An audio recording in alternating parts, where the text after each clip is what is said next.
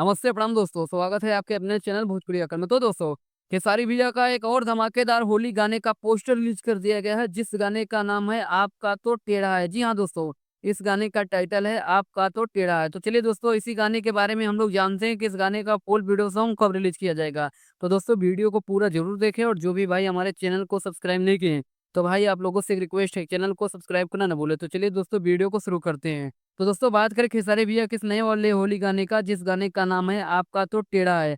तो दोस्तों, इस गाने को गाए हैं खेसारी भैया और नेहा राज, और इस गाने को लिखे हैं कृष्णा बेदर्जी, और इस गाने में म्यूजिक दिए हैं आर्या शर्मा। तो दोस्तों, बात करें इस गाने में एक्ट्रेस की, तो दोस्तों इस गाने में एक्ट्रेस है रानी। तो चलिए दोस्तों, अब बात कर लेते हैं कि इस गाने को कब रिलीज किया जाएगा। तो दोस्तों, इस गाने का अभी कंफर्म रिलीज डेट नहीं आया है। हाँ, इतना बताया जा रहा है कि इस गाने को मंगल मूर्ति फिल्म्स के यूट्यूब चैनल पर रिलीज किया जाएगा। तो दोस्तों, इस वीडियो में बस इतना ही। फिर मिलते हैं एक नई वीडियो में, तब तक के लिए धन्यवाद दोस्तों।